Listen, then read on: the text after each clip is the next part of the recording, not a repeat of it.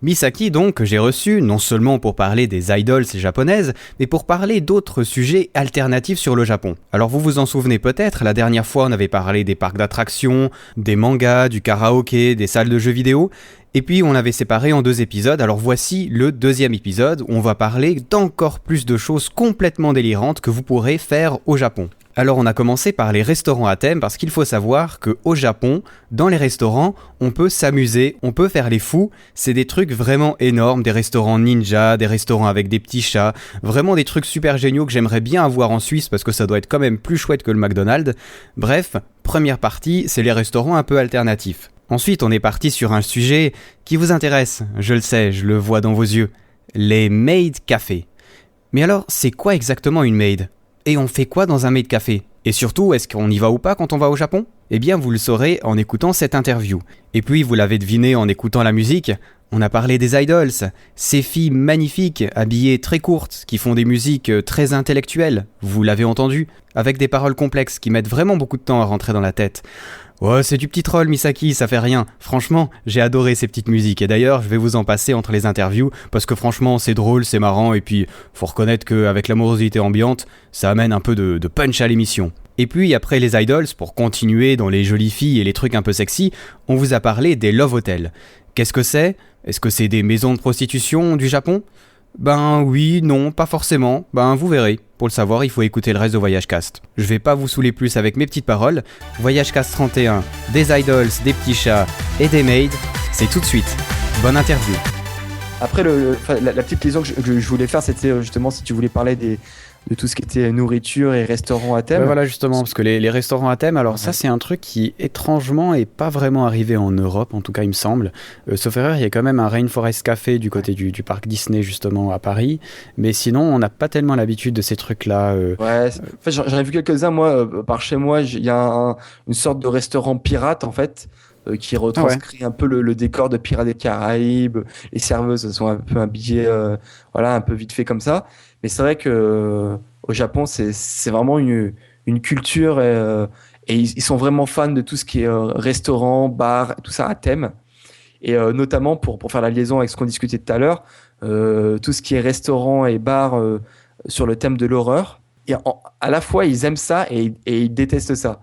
C'est qu'il y a notamment, je sais plus si j'en avais parlé dans le podcast numéro 1, mais il y a un des bars resto que j'avais testé notamment l'année dernière, qui s'appelle Alcatraz.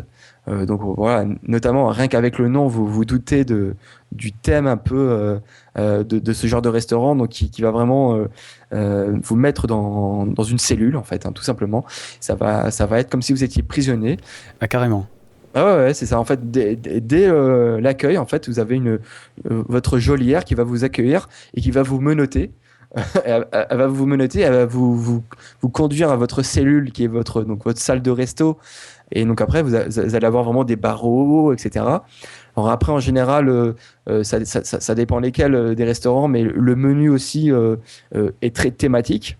Donc par exemple, vous allez avoir pour les boissons, il y a des sortes de poissons où par exemple c'est un sirop et par exemple le sirop vous allez vous l'infuser avec une grosse seringue remplie de par exemple je sais pas de grenadine, sauf que là ça fait comme si c'était du sang. Et donc là, tu t'infuses la grenadine avec une grosse seringue dans ton verre. Enfin, il y a énormément de plats comme ça. Moi, ce que j'aime bien aussi, c'est qu'il y a il y a les takoyaki piégés. Donc en fait, et ça, t'en avais parlé dans le dernier podcast. Ah ouais, voilà, c'est ça, ouais. Donc en fait, les takoyaki piégés, donc takoyaki, c'est les espèces de beignets de poulpe. Et en fait, il y en a un, vous en commandez 6, et donc il y en a un sur les 6 qui est piégé avec du wasabi très fort.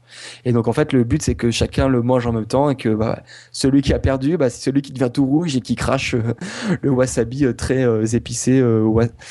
Donc voilà, il y a énormément de trucs comme ça. Et ce qui se passe aussi, c'est que dans tous ces trucs-là, c'est qu'il y a beaucoup d'animation. Donc en général, pendant le repas, d'un coup, tu as les lumières qui s'éteignent. Et là, tu as la lumière un peu du genre de l'exorciste qui retentit en fond, et tu as des animateurs qui arrivent déguisés un peu en scream, en zombie, et qui arrivent à ta cellule et qui vont crier près de toi, qui vont essayer de te faire peur avec des jeux de lumière, des jeux de cris, des jeux, tu vois. Et donc là, c'est là où je disais qu'il y a vraiment des Japonais pour eux, ils jouent leur vie dessus. C'est que donc nous, on avait placé des amies japonaises, le plus près de l'entrée, j'ai envie de dire. Et après la première animation, elles avaient tellement flippé qu'elles ont voulu échanger de place avec nous. Donc c'est nous, on s'est mis à l'entrée et elles s'étaient réfugiées tout au fond parce qu'elles avaient peur, mais vraiment peur, quoi. On sentait vraiment qu'elles n'étaient pas tranquilles. Alors que, je sais pas, tu arrives à relativiser le fait que, bon, bah voilà, tu sais que tu vas là-bas, tu sais il va rien t'arriver, ouais. Voilà, c'est ça. Bon, il faut avouer quand même qu'en voyant les photos, ça a quand même l'air un peu flippant. Franchement, tu bois dans des têtes de mort, t'as du sang ça, voilà. et tout. C'est quand même très très étrange. Faut avouer que. Mais voilà, il faut te mettre dans l'ambiance, tu vois. Tu vois, il y a aussi des restaurants à thème sur les ninjas. Et donc, par exemple, là, t'as tous les serveurs, ils sont déguisés en shinobi, donc tu sais, avec le masqué, vraiment. Quand ils arrivent près de toi, ils te font les petits symboles d'incantation avant de te filer ton plat. Ils te font aussi des animations à mi-repas avec des tours de magie. Enfin, plein de trucs comme ça assez sympas. Tu vois, moi, le truc qui m'avait fait bien délirer, il y a aussi en plein Tokyo, ce qui s'appelle le Capcom Bar. Donc en fait, c'est un bar en fait qui est totalement sur le thème de l'éditeur donc de jeux vidéo Capcom. Et donc là, forcément, vous pouvez aussi aller voir sur j'ai pas le site, mais vous tapez Capcom Bar en fait sur internet et vous allez avoir sur le site et vous allez pouvoir voir les différents menus. Et donc en fait là, il y a aussi tous les menus à thème sur tous les jeux vidéo de Capcom actuels. Donc par exemple sur Monster Hunter, sur Phoenix Wright, sur Street Fighter, sur Devil May Cry, il y en a plein. Et donc par exemple, je sais pas, vous avez le menu, je sais pas, Vampire pour Devil May Cry, vous avez le menu Objection pour, je sais pas, pour Phoenix Wright, voilà. Et à chaque fois, le menu va ressembler à ça. Et donc par exemple, ce qui est sympa, c'est comme quand tu commandes, je sais pas, une boisson ou un menu Street Fighter Hadoken, t'as le serveur qui arrive vers toi et au moment de te donner ton plat, il te fait Hadoken. Donc tu vois, genre il rentre à fond dans le rôle du truc. Alors là, j'ai devant mes yeux un plat qui a l'air tout à fait magnifique, qui ressemble à un cerveau et que tu découpes avec un scalpel. Voilà. Ça a l'air vraiment magnifique. Hein. C'était quoi? C'est pour Devil May Cry ça ou c'est pour Ouais, voilà, exactement. Ça a l'air assez énorme quand même. Non, toi, des fois, il y a des trucs, il y a des plats, tu te dis, mais qu'est-ce que c'est que ce truc-là? T'as un peu peur et tout ça. Mais bon, voilà, il faut un peu jouer le jeu quand tu vas dans ces styles de restaurants à thème. Bah, tu sais, voilà, qu'il faut un peu tester le truc qui ressort un peu de l'ordinaire. Voilà, après moi, à chaque fois, je prends des photos que je diffuse sur mon blog parce que c'est tellement le truc qu'on peut pas du tout penser que ça peut exister. Moi, j'avais été aussi dans le bar Dragon Quest et donc là, t'as tous les trucs. J'avais mangé une sorte de ce qu'on appelle les nikuman, donc c'est les beignets à la viande, mais qui étaient en forme de slime. Donc tu sais, c'est les espèces de bêtes bleues mascottes de Dragon Quest un peu, avec une espèce de bonne bouille. Et donc là, t'as vraiment l'impression de manger un slime et tout ça. Donc, enfin, il y a énormément de trucs. Là, j'ai vu que il y a un bar sur Square Enix qui venait d'ouvrir cette année, donc je vais le tester cette année. Il y a un parc d'attractions sur les trois plus grosses licences du Shonen Jump qui vient d'ouvrir. Donc pour pas les citer, tu as Dragon Ball, Naruto et One Piece qui s'appelle, vous pouvez chercher, ça s'appelle le G-World Tokyo qui va ouvrir normalement cet été. Donc il va y avoir des attractions, des animations, voilà, plein de trucs dédiés à ces trois on va dire stars du shonen et du manga japonais. Donc voilà, les Japonais aiment bien tout ce qui est sur le thème, tout ce qui est cosplay, tout ce qui est animation un peu bizarre. Tu vois, par exemple, il y a ce que je trouvais ça dommage parce que je voulais tester, ça a fermé au Japon. A priori, ça existe toujours dans d'autres pays. Absolute Ice Bar, donc le bar de la glace absolue. A priori, ça existe dans d'autres pays, hein, vous pouvez chercher sur internet.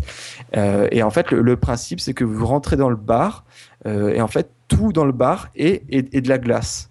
Alors, donc, si jamais, il y a ça à Paris aussi. Hein. Ah ouais, qui s'appelle le Cube, je sais plus quoi, et qui est aussi alors c'est juste un bar, tu ne peux pas y manger par contre. J'ai jamais été, mais Donc, a priori, d'après les descriptions, c'était en gros la température à l'intérieur, c'est température négative. Donc quand vous rentrez, ben, on vous donne des gants, etc. C'est ça. Et en fait, tout ce qui est les tables, les verres, enfin toutes les décorations, c'est tout à base de glace. Et enfin, ça doit être juste sympa en fait d'être là-dedans. Enfin, rien que l'ambiance, etc. Enfin, les Japonais, dans l'ensemble, ils aiment ça. Et donc là, j'ai pris vraiment les exemples que j'avais en tête. Mais pour globaliser, en fait, sur n'importe quelle niche, il peut y avoir un parc d'attraction, un bar, un restaurant qui est vraiment dédié à ce truc-là. J'ai l'impression qu'il y a aussi cette volonté, quand tu manges, de pas seulement manger, mais t'amuser, te détendre en même temps. Alors que nous, quand on va au resto, encore une fois, on est quand même assez sérieux, quoi. Je sais que je radote là-dessus, mais c'est quand même un peu ça, quoi. Enfin, il y a énormément de trucs à relever hein, d'un voyage au Japon, mais un des trucs sur lequel il faut vraiment pas passer à côté, c'est la découverte de la gastronomie japonaise et qui va bien au-delà de genre du sushi ou des brochettes qu'on pourrait s'imaginer en France. Et c'est pas pour rien que justement que le Japon maintenant a le plus depuis plusieurs années hein, a le plus d'étoilés au monde. C'est que la gastronomie japonaise est vraiment et le restaurant japonais plus généralement, enfin, fait attention à la fois à la forme, à la qualité, à la présentation, au service. Et il y a tout un ensemble qui fait que, voilà, tu te balades dans Tokyo, t'es tenté à 1000 endroits, t'as envie de manger ce truc-là, ça a l'air trop bon, ce truc-là, parce que la présentation a l'air sympa, ce truc-là, parce que, voilà, c'est kawaii, voilà, je sais pas, voilà, vous êtes intéressé, encore une fois, je sais pas, par Hello Kitty, vous allez avoir des restaurants spécialement Hello Kitty, vous êtes intéressé, voilà, je sais pas, par les AKB, vous allez avoir le restaurant sur les AKB, il y a un Gundam Café où vous allez avoir que sur du Gundam. Enfin, il y a énormément de trucs qui est tellement fun à tester, tu vois, même si vous n'êtes pas forcément fan du sujet en question, mais juste parce que voilà, c'est fun de manger un truc qui ressemble pas à de la nourriture que vous pouvez manger en France, tout simplement. Et c'est un truc que vous pouvez manger qu'au Japon. Donc, faites-vous plaisir, quoi. Moi, je dis, il y a vraiment une partie de votre budget qu'il faut vraiment réserver sur la bouffe parce que, et en plus, c'est vraiment pas cher. C'est que on pourrait s'imaginer que tous ces restos-là, c'est vraiment pas cher, mais c'est encore une fois, c'est dans l'ordre des 10-20 euros, quoi. Ouais, le prix normal pour un café classique chez nous, quoi. C'est ça. Donc, moi, je dis, faites-vous plaisir. Ouais, moi, ces restaurants à thème, ça me ferait marrer d'y aller. Je trouve, ouais, par contre, il faut voyager en groupe. Parce que seul, ça doit être moins marrant quand même. Ouais, non, c'est ça. En général, ouais, c'est ça. Moi, j'ai très rarement voyagé tout seul. Mais tu vois, par exemple, pour pas refaire de la pub dessus, mais il y a des organismes, par exemple, comme Autrement le Japon, qui on n'en a pas parlé, donc oui, tu peux. Ah ouais. Bah, enfin, Autrement le Japon, moi, j'ai fait mes 3 premiers voyages au Japon avec eux. Donc maintenant, c'est devenu des amis que je revois sans forcément partir avec eux, mais qui est pour moi le compromis idéal pour surtout alors déjà pour les voyageurs pour qui ils partent pour la première fois au Japon et qui ont peur d'être un peu perdus sur la société, sur la langue, etc. Mais aussi et surtout en fait pour ceux qui partent tout seuls, puisque c'est à la fois un voyage organisé, groupé, mais à la fois tu as la liberté. C'est que dans le package de base, tu as juste le voyage, donc l'avion, et l'hébergement. Après, tu as tout le reste, c'est à la carte. Donc si tu veux faire des expériences ou des excursions, enfin, il y en a 1000, hein. Vous allez voir sur leur site, il y a 1000 excursions différentes. Vous pouvez. C'est à la carte, vous achetez à l'unité. Et après, si vous voulez juste à partir de votre côté, eh ben, vous pouvez aussi. Si vous pouvez, si je sais pas, vous avez rencontré avec ce voyage-là un pote, parce qu'il faut dire qu'en général la moyenne d'âge de ce type de voyage, c'est pas comme genre Marmara ou Fram qui est plutôt destiné sur, enfin, j'ai rien contre ces organismes-là. En général, c'est plus familial ou retraité. Ouais, d'accord. Ouais. Nous, on n'est pas la cible, quoi. Ouais, c'est ça. Et alors qu'en général, Autrement le Japon, moi, on a 90%. C'est des jeunes entre 15 et 30 ans. Enfin, non, pas 15 parce que 15 ça fait jeune, ouais. Non, en fait, pour partir tout seul, il faut être majeur. Mais il y en a qui partent parce qu'ils ont un tuteur légal, etc. Mais en général, on va dire entre 18. Moi, j'ai déjà vu vraiment des jeunes de 18 ans qui partaient. On va dire entre 18 et puis 30 ans. Et en fait, du coup, vous allez un peu les mêmes délires. Vous pouvez, tu vois, genre des trucs pas du tout organisés. Je sais pas, vous avez vous commencez à être pote avec ces gens-là, vous pouvez organiser vous-même une excursion qui n'était pas prévue avec le voyage et vous partez de votre côté, voilà, vous sortez en soirée au karaoké. Donc du coup, le mec il part tout seul, mais très facilement et automatiquement il va se faire une bande de potes à qui il va pouvoir sortir le soir ou n'importe où ou sur des sorties qui sont beaucoup moins intéressantes tout seul, parce qu'effectivement tout ce qui est karaoké, tout ce qui est resto à thème, tout ce qui est j'ai envie de dire même le voyage dans sa globalité. Hein.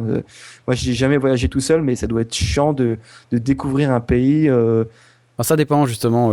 Ça dépend. Enfin, moi, j'aime assez voyager seul pour certains trucs. Ouais. Tu vois, par exemple, quand j'ai été à Paris, là, c'était vraiment sympa parce que du coup, quand t'es plusieurs, voilà, là, ça m'a permis de faire ce que je voulais vraiment. Oui, bah, c'est ça. Après, Tu pour peux le faire ce que Japon, tu veux. voilà. Après, c'est vrai que pour le Japon, comme il y a beaucoup de trucs qui se font à plusieurs, que ce soit les salles de jeu, que ce soit Ah oui, finalement tout ce dont on a parlé maintenant, ça se fait quand même beaucoup plus agréablement à plusieurs. Donc là, effectivement, un truc comme ça me plairait assez, quoi. Ça me permettrait d'avoir les libertés d'être seul, mais en même temps d'avoir des gens avec qui partager certains moments. Ouais, c'est pas mal. Tu vois, un des grands avantages de Autrement le Japon, c'est qu'en fait, c'est leur forum. Et en fait, ils mettent en place des sous-forums dédiés à chaque voyage. Et donc, du coup, quand tu sais que t'as réservé sur ce voyage-là, tu peux commencer à prendre contact et à connaître les gens avec qui tu vas partir avant le jour J. Donc, c'est pas con, toi, ça, hein. la plupart des voyages organisés, en fait, t'arrives le premier jour, t'es un peu dans ton coin parce que tu connais personne, tout ça. Tu vois des groupes qui sont déjà formés parce que t'as des groupes de potes, etc.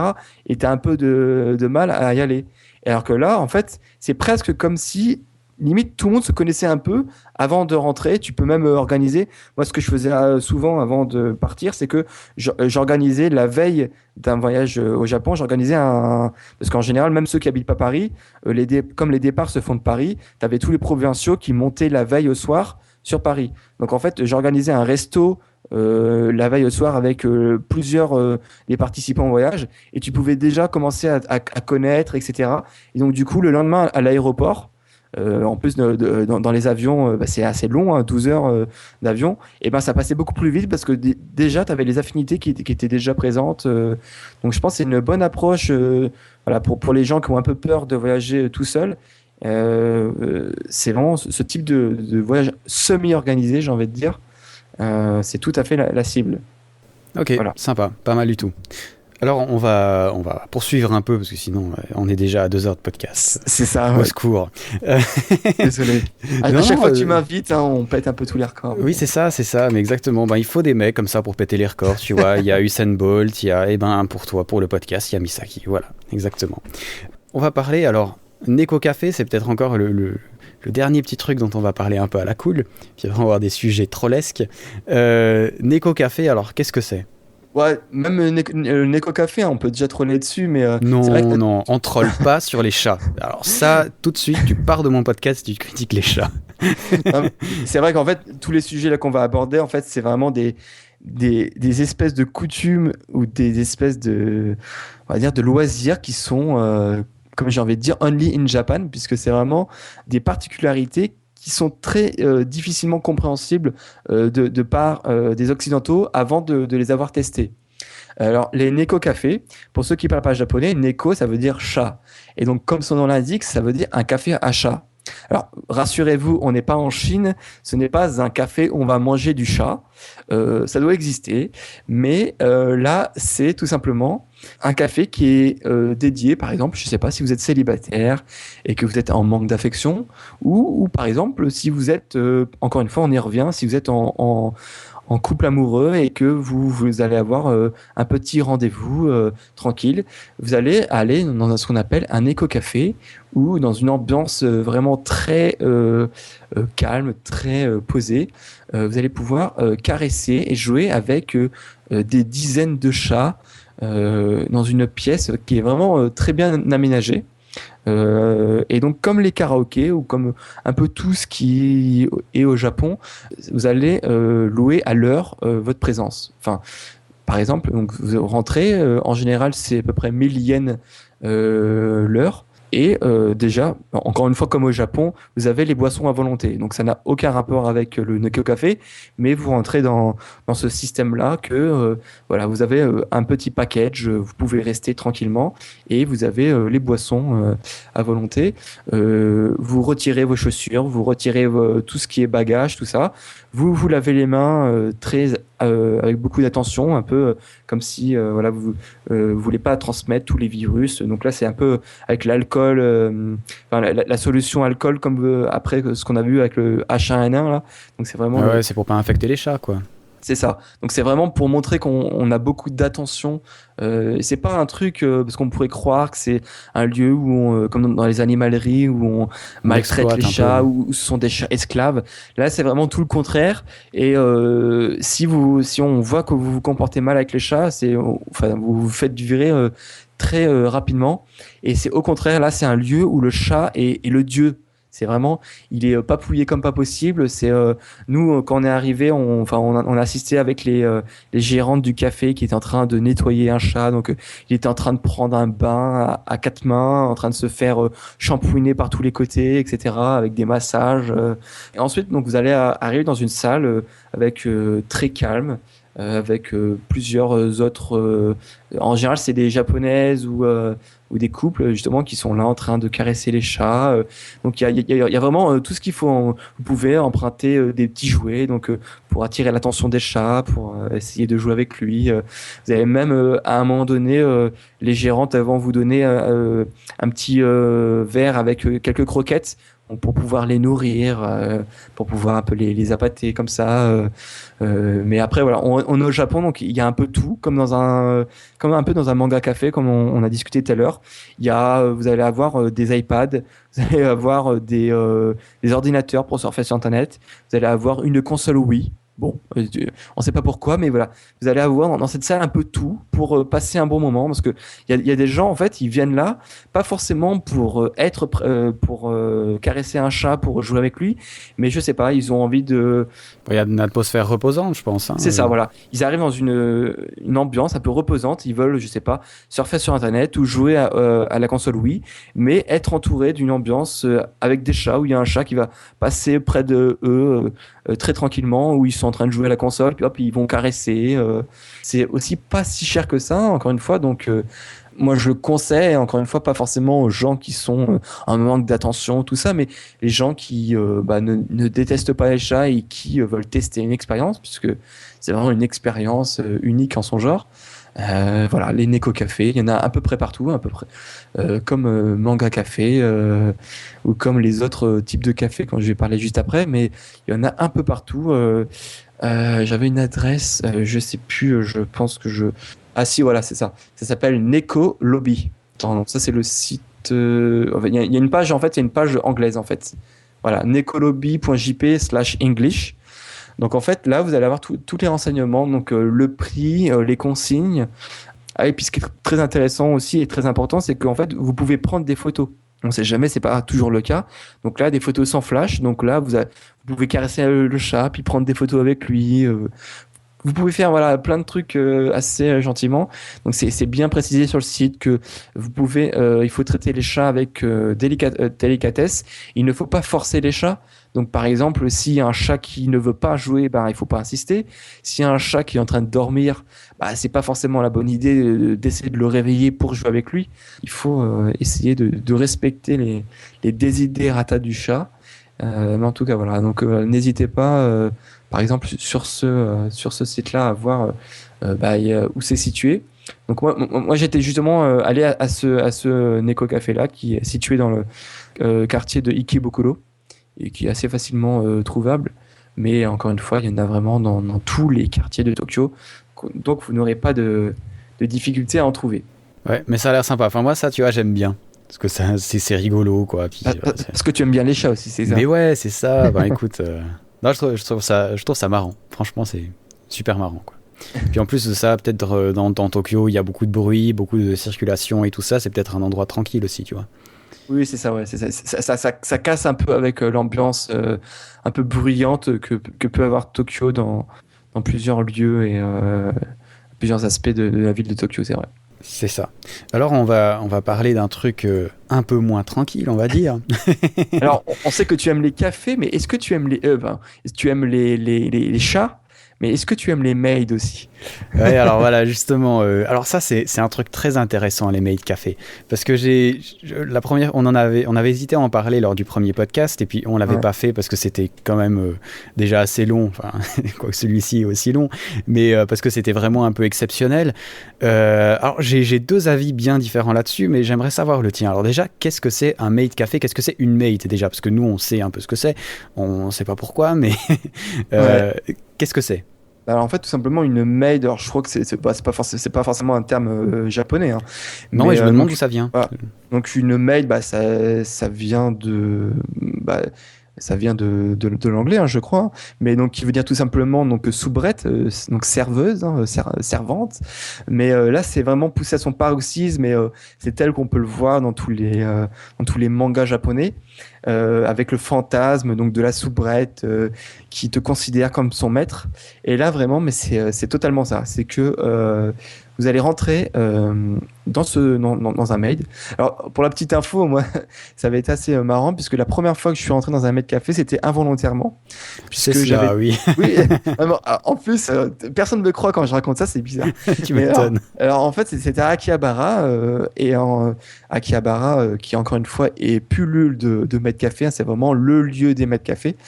D'ailleurs, dans les rues de Akihabara, vous allez voir les maids qui vont faire du racolage pour leur maître café. C'est-à-dire qu'elles vont être déguisées, enfin, elles vont être cosplayées en maid. Donc, en général, bah, c'est un peu en soubrette, un peu en jupe blanc et noir, etc. Pour dire avec un petit panneau, bah, venez dans mon maid café, il y a des réductions, venez parce que c'est bien, venez parce que je suis mignonne, etc. Et voilà, après, elles vont vous accompagner dans leur café. Et donc moi, ce qui s'est passé, donc la première fois, j'ai pas suivi une maid en particulier, mais j'étais en train d'être dans une boutique de manga.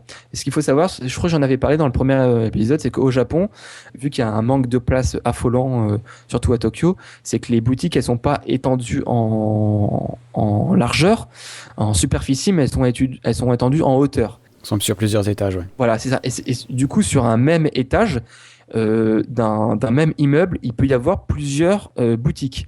Donc, par exemple, vous allez à un grand immeuble, à l'étage numéro 1, c'est, je sais pas, c'est un restaurant. À l'étage numéro 2, c'est une boutique de manga. L'étage numéro 3, c'est un mec café. L'étage numéro 4, ça va être un bar, un striptease ou je sais pas quoi. Enfin, ça peut être des trucs qui n'ont aucun rapport. Donc, moi, je suis tranquille à Akihabara en train de regarder les trucs de manga, etc. Et là, je vois un truc qui s'appelle Neko Café. Je fais, ah bah tiens, ça peut être sympa. J'ai jamais fait de Neko Café, je vais aller voir. Sauf que là, en fait, c'était pas un Neko Café avec des vrais chats, c'était un maître café avec les serveuses déguisées en chats. Et donc du coup, elles avaient des petites oreillettes de chat et puis elles faisaient niaou niaou comme ça. C'est-à-dire que c'est le truc. Enfin, ce petit bruit que je viens de faire, c'est le bruit le plus kawaii possible pour les Japonais. C'est le bruit des chats et aussi une japonaise fait ce petit bruit-là. C'est vraiment c'est le bruit de la maid, quoi. C'est vraiment et donc en fait vous rentrez là-dedans et là c'est en gros elle vous appelle maître, que puis-je pour vous maître, qu'est-ce que je vous sers, master, etc.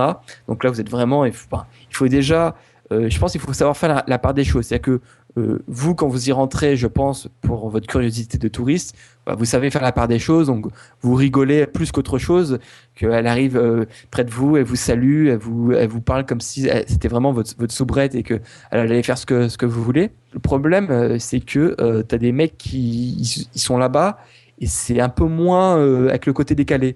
C'est que moi, la première fois, ce qui m'avait mis un peu mal à l'aise, c'est que mon voisin, entre guillemets, de table, c'était un peu un quadragénaire, voire cinquantenaire, avec un regard un peu moins net que le mien. T'es en train de discuter avec une gamine enfin, je dis gamine, mais enfin, c'est pas négatif, mais avec une fille qui devait avoir moins de 20 ans, avec un peu un regard pervers. Et genre, on s'est regardé, on fait putain, mais qu'est-ce qu'on fait là? Ok, c'est ça, ok. Alors après, ça peut, là c'est l'extrême que je raconte, mais j'en croise. Enfin, j'ai été une deuxième fois l'année dernière dans un autre pour tester, et c'est vrai que nous, si on prend ça avec, enfin, à chaque fois qu'elles voient des étrangers, elles savent qu'au final elles vont passer un moment un peu plus agréable, mais il y a aussi des lourds, hein, on peut dire comme c'est, hein, des lourds qui prennent vraiment au pied de la lettre le fait que ce sont des maids, et ils vont commencer à essayer de draguer très lourdement. Ah, t'es mignonne, tu fais quoi ce soir, etc. Voilà, qui n'arrivent pas à se sortir du fait que ce n'est qu'un rôle. Ouais, parce qu'il faut être clair quand même, on parle pas d'un truc, c'est pas une maison de prostitution, c'est pas de striptease. Peut-être pour ceux qui nous entendent comme ça, à l'origine, c'est un truc, comme tu le dis, un peu kawaii, avec des femmes qui sont habillées, c'est vrai, assez sexy, il faut le dire. Rien d'incorrect, théoriquement. Non, totalement. En fait, non, mais là, totalement. Non, parce que t'es parti dans le truc un peu déjà chelou. Oui, oui. Non, c'est pas des endroits bizarres à la base. Voilà. Après, certaines personnes qui y vont, voilà, sont bizarres. Voilà. Alors après, c'est vrai, hein, je vais pas rentrer dans le détail, mais il existe ce genre d'établissements qui sont un peu plus tournés justement adultes, ou peut-être que elles peuvent offrir des prestations un peu plus poussées. Privé, ouais. Là, en fait, quand on parle vraiment des maid cafés, on reste vraiment dans le terme très kawaii et très maid, et ça reste là en fait, hein. Alors après, il y a toute une sorte de services qui bien sûr sont facturés. Alors bien sûr, qu'est-ce que vous allez faire là-bas? Bien entendu, c'est un café. Donc vous allez pouvoir manger et boire, mais si vous avez faim, je vous conseille pas, parce que les prix sont 2 à 3 fois plus élevés que la moyenne, ce qui est en tant soit peu normal, hein. Il faut pas aller là-bas pour manger, mais voilà, ça reste dans le thème. Après, à chaque fois que vous allez commander, il va y avoir une espèce aussi d'animation. Elle va faire, enfin, je vais pas le faire parce que je suis très mauvais dans l'imitation des mails, mais elle va vous faire une sorte d'imitation avec des phrases très kawaii pour vous donner l'appétit. Après, par contre, il y a toute une espèce de panoplie de services facturés additionnellement. Par exemple, si tu veux te faire prendre en photo avec elle, c'est payant. Si tu veux jouer à un jeu de société avec elle, c'est payant. Donc, par exemple, les petits jeux, je sais pas, si tu veux jouer au Jankanpon, donc les espèces de pierre, feuille, ciseaux, donc tu peux jouer avec elle. Si tu peux jouer, enfin, il y a plein de petits jeux qu'elle peut te proposer qui sont assez marrants, qui peuvent passer le temps. Donc là aussi, qui sont facturés. Il y a tout un tas de petits jeux qui dépendent en fait des maîtres cafés, et qui peuvent, alors là j'ai pas une idée de prix, mais vous allez sur internet, pareil, j'ai plus l'idée en tête, mais il y a des maîtres cafés qui ont des très beaux sites en anglais, et qui expliquent très bien en fait le fonctionnement, parce qu'encore une fois, pour un étranger qui va là-bas pour la première fois, surtout si c'est par hasard, enfin qui savait pas qu'il allait dans un truc comme ça peut paraître très bizarre. Alors après, il faut vraiment se mettre dans le rôle. Il faut savoir, bon, ok, je vais dans un maître café pour découvrir ce que c'est. Je me doute que ça va être un peu comme ça. Ok, voilà, je rentre là-dedans. J'accepte le fait que c'est comme ça. Les vidéos sont très rares parce que c'est théoriquement pas autorisé à filmer, mais il y a quand même une vidéo qui tourne d'une présentation d'un bar qui vont peut-être vous donner une idée sur ce genre de choses, parce que c'est vraiment très particulier. Moi, j'avoue que j'arrive pas à vraiment savoir si j'irai ou si j'irai pas, en fait, parce qu'il y a deux côtés. Alors il y a un côté, j'ai un collègue qui a épousé une japonaise, qui est mariée avec elle depuis une dizaine d'années, qui va souvent au Japon. J'en ai parlé avec lui, puis il a dit oui, c'est un truc normal, voilà, t'y vas presque comme tirer dans un autre café. En fait, il y a juste des services en plus qui sont offerts, comme faire une photo kawaii avec elle et tout ça. Ça fait partie du truc, en fait. Et puis il y a l'autre côté où il y a quand même des retours de visiteurs européens qui ont été, qui, comme toi, disent qu'il y en a qui viennent pour peut-être des attentions un peu moins avouables. Les serveuses, certaines ont 16 ans, certaines sont même plus jeunes.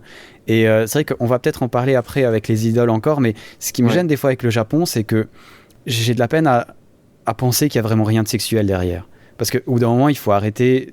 On est des hommes, quand t'as une femme qui est habillée comme ça, qui est sexy, qui dit mon maître, machin et tout, il y a un côté même fétichiste, super clairement. Sexuel. Et moi, tu vois, dans ma vie, voilà, je vais pas dans les bars à prostituées, je vais pas dans ces choses-là parce que voilà, ça me plaît pas spécialement et c'est pas vraiment comme ça que j'aborde ma sexualité, même si tout le monde a le droit d'y aller, bien sûr. Et dans ces lieux-là, justement, je sais jamais où me positionner. Si, comme tu le dis avant, je suis dans le délire jeu de rôle, ce que je conçois tout à fait, ou à partir du moment où ça bascule, où ça devient douteux, parce qu'il faut être honnête, pour nous Européens, si tu commences à fantasmer sur une fille de 16 ans, pour nos âges, c'est de la pédophilie.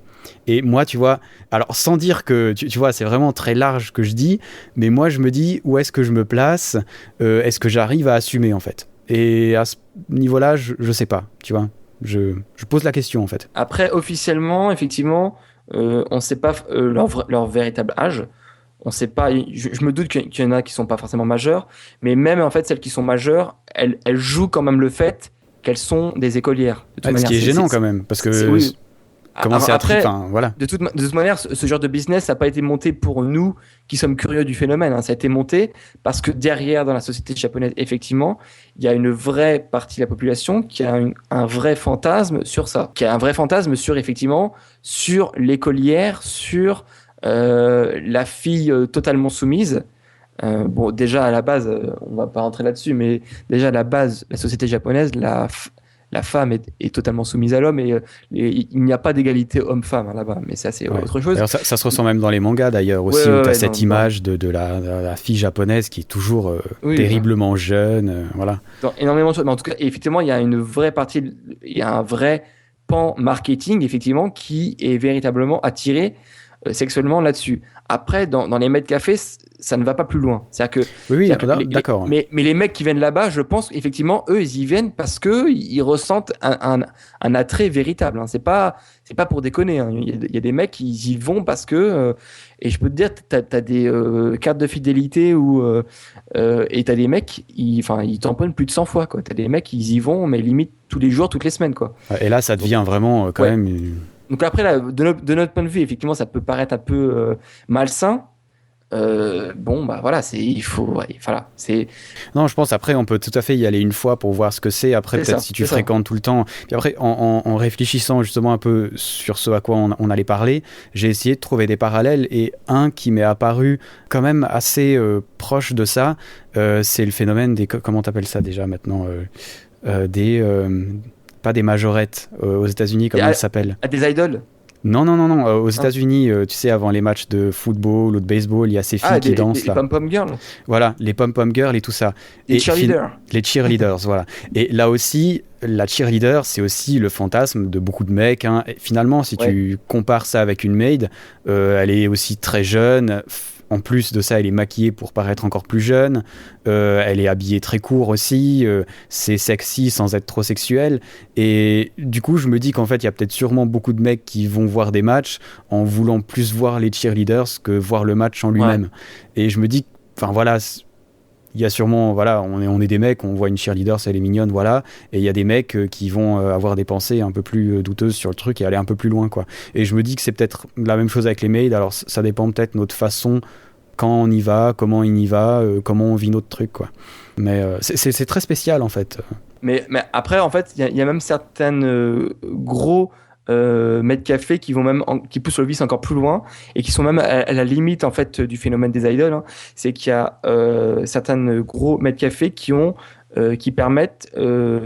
starifié en fait leur maid et donc chaque maid a son blog perso, à son flux Twitter ou je sais pas quoi, en fait, où en gros le mec, le client, même en dehors du maid café, il peut suivre l'actualité de la fille. Donc il va vraiment entre guillemets starifier cette maid. Et en gros c'est comme genre quand tu vas chez le coiffeur, on te demande vous avez une coiffeuse que vous voulez en particulier. Là t'as le mec qui va au maid café. Le premier truc qu'on te demande, c'est est-ce que vous avez une maid en particulier que vous souhaitez. Parce que t'as le mec, voilà, il a sa maid préférée, il a ses habitudes, il connaît sa vie en dehors, il sait, enfin. Après, sa vie, c'est plus ou moins vrai, hein, parce que elle va aussi s'inventer un personnage pour. Ouais, il y a une partie jeu de rôle là-dedans. Ouais. Ah oui, tout à fait. Ouais, mais c'est très étrange. franchement, c'est quand même très étrange. Et enfin, mon ami du Japon me disait que sur certaines choses au Japon, il y avait quand même une certaine, entre guillemets, malhonnêteté, parce qu'on donnait une bonne image à un truc qui, parfois, pas forcément si bon que ça, quoi, tu vois. Je sais pas, je connais pas, ça serait intéressant aussi, mais j'ai pas vraiment trouvé d'avoir des interviews de ces femmes-là qui ont cette réalité, mais tout est quand même très, enfin pas caché, mais en tout cas j'en ai pas trouvé ni en français ni en anglais d'interviews de ces femmes-là qui travaillent. Elles pourraient peut-être nous dire justement comment elles ressentent et quels sont les clients et quelle est un peu la réalité derrière tout ça. Ouais, je sais pas, ça pourrait être intéressant effectivement s'il y avait un livre sur une ancienne qui racontait Voilà, mais c'est peut-être un peu trop nouveau pour ça. Mais c'est pas du tout caché, hein, parce que c'est à la vue de tous. Non, mais non, ouais. pas que les maids soient cachés, mais qu'elles parlent de leur vie au quotidien, on va dire, mais de leur vraie vie au quotidien dans le truc. Il me semble que j'ai pas vraiment trouvé... Mais en tout cas, vous allez voir, même si vous n'allez pas tester un maid café, il suffit que vous vous baladez justement dans Akihabara, et vous allez voir, mais vous allez en voir plein, justement dans la rue, qui sont en train de faire la pub. Et enfin, rien que ça va vous choquer, entre guillemets la première fois que. C'est étrange, mais parce que c'est typiquement le genre de truc qui ne pourra jamais, mais jamais exister en France, quoi. Bah nous, je pense, est-ce qu'on a honte d'y aller en France, par exemple, dans un truc comme ça? Mais même au-delà de ça, genre, si ça existe, on aurait 10 000 comités sur oh là là, le traitement de la femme, oh là là, la pornographie infantile, oh là là, je sais pas, ça se fait pas de faire ça. Enfin, on aurait énormément de lobbies, etc., qui feraient déjà interdire plein de fois ça avant, sans compter la bonne moralité français qui voudrait un peu réguler un peu tout ça. Donc, non, mais c'est pas. Je crois qu'il y a le fait de me faire servir aussi qui me paraît toujours très très bizarre. Genre, on n'a pas l'habitude d'être à ce point, parce que quand on voit les vidéos, quand même, elles sont vraiment à ton service. Oui. Chez nous, c'est bizarre. Chez eux, c'est peut-être déjà beaucoup plus. Non, mais bon, alors déjà, normal, te faire servir, mais c'est quand, à chaque fois qu'elle te sert, elle te dit maître, que désirez-vous? Pas de problème, maître, je reviens tout de suite, avec le sourire, elle se courbe un petit peu à chaque fois enfin, c'est un peu gênant, tu vois, mais. Ouais, c'est à quelque part, j'aurais presque envie de dire, si j'allais au Japon, j'irais quand même faire un tour dans un truc comme ça pour voir comment c'est en visuel et tout, mais je crois pas que j'y serais vraiment à l'aise justement par rapport à ça, à la position de la femme et tout. Je trouve ça très étrange. Mais voilà, c'est intéressant d'en parler. Puis ben voilà, dans les commentaires, lâchez-vous, trollez-nous à fond si on s'est trompé d'un côté ou de l'autre. N'hésitez pas. Hein, c'est intéressant d'avoir des retours aussi de personnes qui avaient été. Il y a Kampai qui avait écrit un article dessus aussi, puis qui disait un peu la même chose, que savait pas vraiment quoi penser, mais que lui s'y sentait pas spécialement bien, parce qu'on c'est vraiment quand même culturellement. Oui, c'est pas notre monde. Hein, mais voilà, exactement, c'est pas notre monde, quoi. Mais rien que pour l'expérience, enfin, et pour la curiosité, je pense que ça vaut le coup d'y aller. À tester, oui. Voilà. Bon, alors voilà, on vous a parlé des maids. J'espère qu'on a su un peu vous dire comment c'était. Alors, un autre sujet, on va dire trollesque au possible, qui est celui des idols. Alors, tu es un expert en la matière, donc je vais te laisser aborder ce sujet. Et puis après, tu vas essayer de me faire aimer ce monde. Et après, tu vas sortir la boîte à trolls, c'est ça? Ouais, non, vas-y, parle.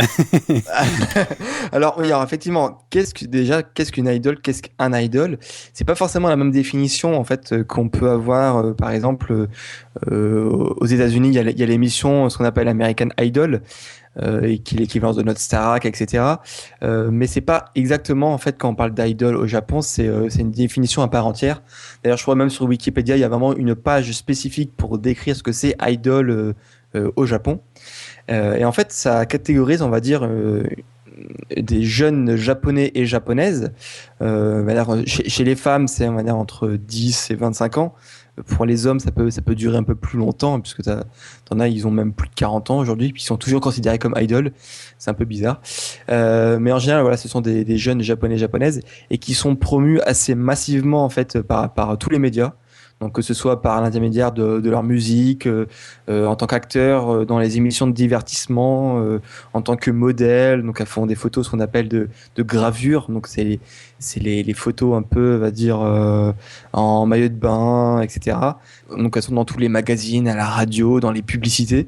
En gros, c'est les phénomènes que quand ils ont décidé de vous en mettre une certaine idole sur le devant de la scène, mais vous pouvez pas y échapper. C'est que même si vous suivez pas forcément ce phénomène, vous la verrez partout.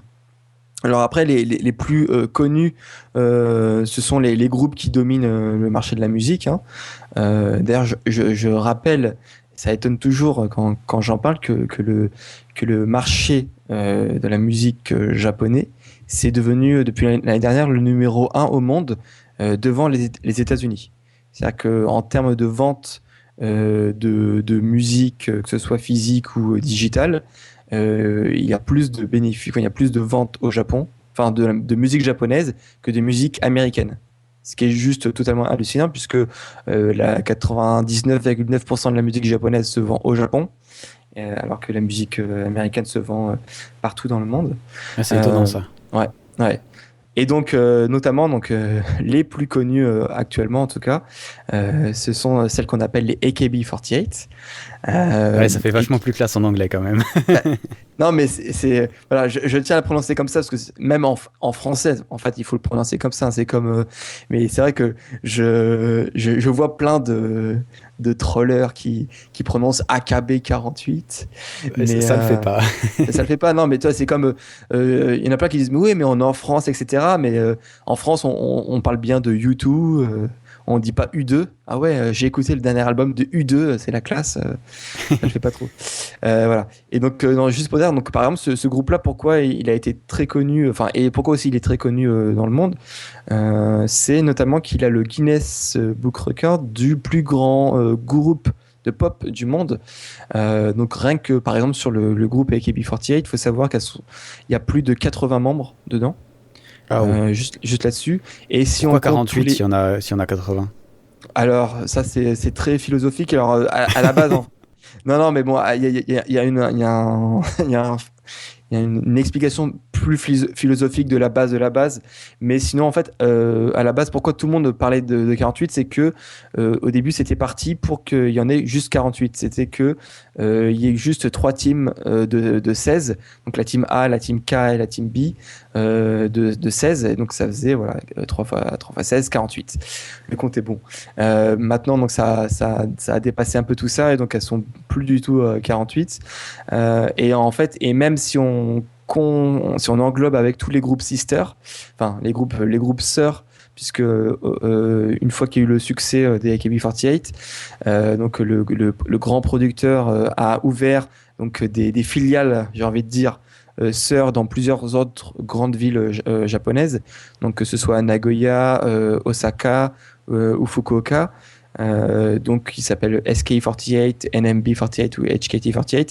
Et si on globalise donc tous ces groupes sœurs, on est près de 300 membres. Donc, je sais pas si tu te rends compte un peu. Ça doit faire du chenille sur scène, ouais.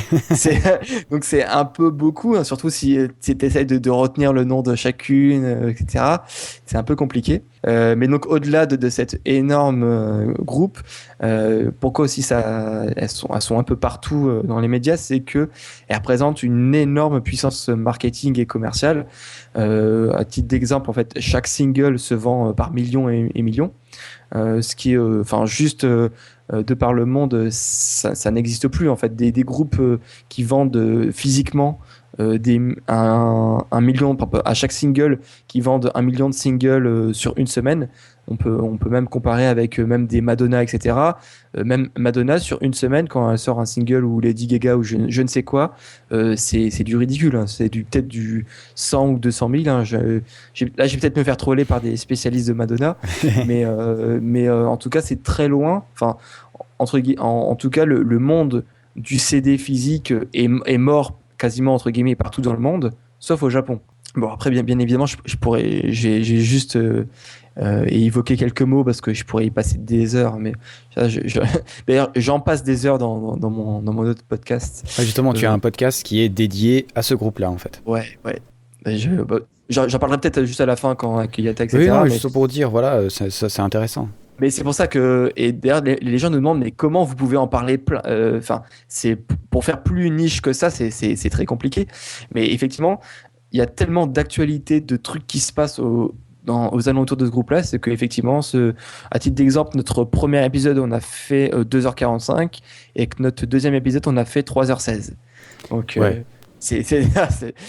faut vraiment être fan pour écouter ça. Mais pourquoi, en quelques mots, pourquoi ça marche tant que ça et pourquoi ça vend par paquet de millions, etc. C'est que contrairement à d'autres groupes d'idoles aussi, c'est qu'ils ont su mettre en place des événements assez originaux et dont tous les gros médias se font le relais. Déjà, le plus gros événement de l'année et qui va bientôt avoir lieu cette année, le 8 juin prochain, c'est ce qu'on appelle l'élection annuelle. Sans rentrer dans les détails, mais donc de base, vous rendez bien compte que sur chaque single, les 80 ou même les 300 ne peuvent pas ne peuvent pas chanter sur le single. Ça fait beaucoup trop. Donc en général, le producteur, à chaque fois, il choisit 16 parmi celles-là pour être les représentantes du single en question. Donc à chaque single, il en choisit 16. Allez, il peut produire là alors. C'est ça. Donc bon, en général, c'est plus ou moins toujours les mêmes. Hein. Mais ce qui se passe, c'est que lors de l'élection, du coup, donc tous les ans, il y a une élection et c'est les fans qui choisissent leur sélection. Donc concrètement, ce qu'il a mis en place, c'est que dans chaque CD, il y a un bulletin de vote.